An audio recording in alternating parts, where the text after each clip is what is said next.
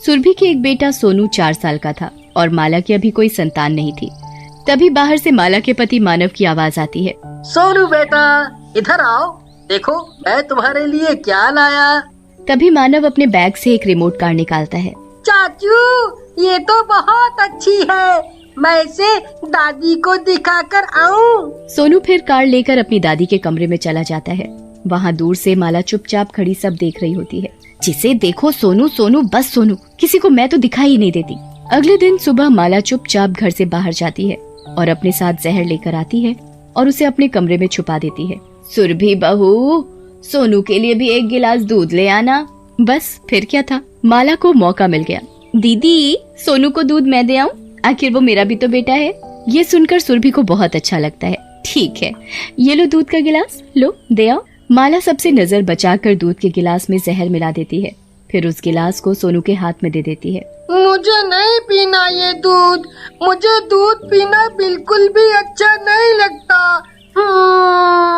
दूध तो तुम्हें जरूर पीना पड़ेगा, मेरा राजा बेटा फिर बड़ा कैसे होगा। उधर माला अपना नाश्ता अपने कमरे में लेकर चली जाती है। सोनू भी अपनी चाची के पीछे भागता हुआ वहाँ जाता है और दादी उसके पीछे दूध का गिलास लिए। अरे पी ले दूध, क्यों अपनी दादी को परेशान करता है। सोनू माला के कमरे में जाकर छिप जाता है। गोमती उसे इधर उधर ढूंढती है पर वो नहीं दिखता। माला भी तभी बाथरूम में होती है। उसका नाश्ता वहीं रखा होता है, साथ में दूध भी होता है। गोमती सोनू का गिलास भी वहीं रख देती है। तभी सोनू कमरे से बाहर भाग जाता है। गोमती उसे देख लेती है और सोनू के गिलास के बदले गलती से माला का गिलास उठाकर वहाँ से चली जाती है। फिर क्या था, सोनू दूध पीकर सो जाता है और वहाँ माला, सारा नाश्ता ठंडा हो गया, जल्दी जल्दी खत्म करो इसे। ये मुझे क्या हो रहा है, मैं ठीक से सांस भी नहीं ले पा रही हूँ, मेरा दम घुट रहा है, कोई बचाओ मुझे। माला की आवाज दूसरों तक नहीं पहुँच पाती और माला तभी अपना दम तोड़ देती है। जब मानव अपने कमरे में जाता है और माला को नीचे पड़ा देखता है तो चौंक जाता है। माला, माला, ये तुम्हें क्या हुआ? तुम नीचे कैसे गिर गई? उठो उठो माला, माला उठो। मानव सभी को आवाज देकर वहाँ बुला लेता है। माला अब इस दुनिया में नहीं रही, वो मर चुकी है। माला के मरने से सभी को बहुत सदमा पहुँचता है। विधि विधान से माला का अंतिम संस्कार कर दिया जाता है, पर मरने के बाद माला को मुक्ति नहीं मिल पाती, जिसकी वजह से माला चुड़ैल बन जाती है। मुझे सब पता है, जहर वाला दूध उन लोगों ने मुझे पिला दिया। मेरे साथ इतना बड़ा धोखा मैं नहीं छोड़ूंगी किसी को भी। तुम सबकी जान उस सोनू में बसती है ना, मैं उस सोनू को ही मार डालूंगी। सोनू अपनी माँ और पिताजी केशव के साथ सोया होता है। चुड़ैल उसे चुपके से आवाज लगाती है। सोनू, सोनू, उठो सोनू। कौन हो तुम? तुम्हें मेरा नाम कैसे पता? इधर आओ मेरे पास, सब बताती हूँ। सोनू उठकर चुड़ैल के पास चला जाता है। मैं तुम्हारी चाची हूँ, वो मैंने मुखौटा पहना है ना, इसलिए तुम मुझे पहचान नहीं पा रहे। मेरे साथ खेलोगे? हाँ, खेलूंगा। फिर चुड़ैल उसे अपने साथ बाहर ले जाती है। चाची, हम ना छुपम छुपाई खेलते हैं। ये तो इसने मेरे मन की बात कह दी। इस खेल के जरिए इसे मैं वो बाहर वाले कमरे में बंद कर दूंगी, वहाँ बंद पड़े पड़े खुद ही मर जाएगा ये। चुड़ैल और सोनू मिलकर छुपन छुपाई खेलते हैं। चुड़ैल सोनू को उस कमरे में छुपने को बोलती है। जैसे ही सोनू इस कमरे में जाता है, चुड़ैल बाहर से दरवाजा बंद कर देती है। उधर सुरभि सोनू को ढूंढ रही होती है। सोनू कहाँ गया? अभी तो वो मेरे ही पास सोया हुआ था, शायद दादी के पास चला गया होगा। अरे सोनू तो यहाँ भी नहीं है। सोनू, मेरा बच्चा कहाँ गया? किधर है तू? शोर सुनकर सभी लोग एक जगह इकट्ठा हो जाते हैं। क्या हुआ सुरभि, तुम इतना शोर क्यों मचा रही हो? परेशान भी दिख रही हो। वो हमारा बेटा सोनू कहीं नहीं दिख रहा, पता नहीं कहाँ चला गया।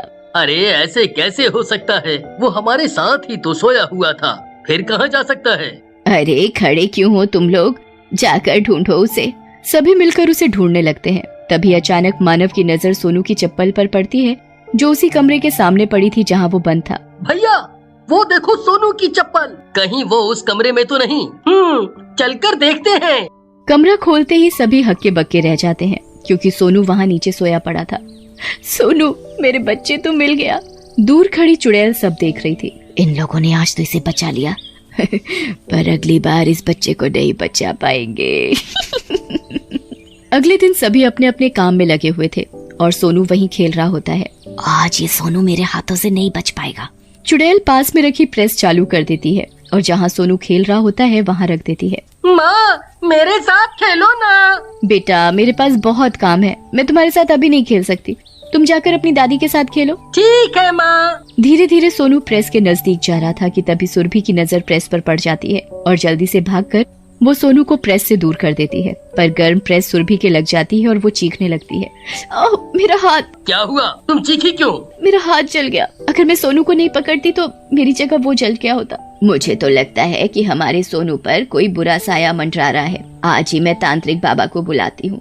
फिर बचा लिया इसे, अब नहीं बचेगा ये। देखती हूँ अब की बार कौन बचा पाएगा इसे। ऐसी सजा दूंगी ना इस सोनू को, मरेगा तड़प तड़प कर। शाम को गोमती तांत्रिक बाबा को घर बुला लाती है। मैंने पूरा घर देख लिया। तुम्हारे घर पर किसी चुड़ैल का साया मंडरा रहा है। क्या बाबा, ये आप क्या कह रहे हैं? कुछ करिए ना, उस चुड़ैल से कैसे छुटकारा मिलेगा?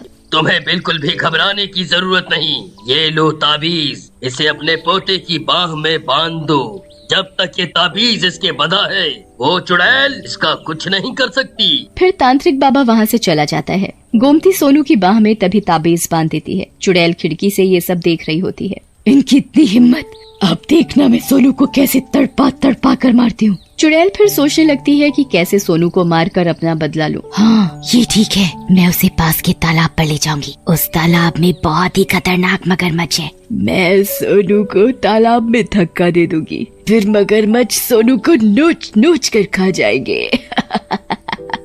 शाम के वक्त चुड़ैल खिड़की पर खड़ी होती है तो वहाँ से सोनू को बुलाती है। जैसे ही सोनू उसके नजदीक जाता है, ताबीज से एक रोशनी आती है जो चुड़ैल को पीछे धकेल देती है, उसे सोनू के नजदीक नहीं आने देती।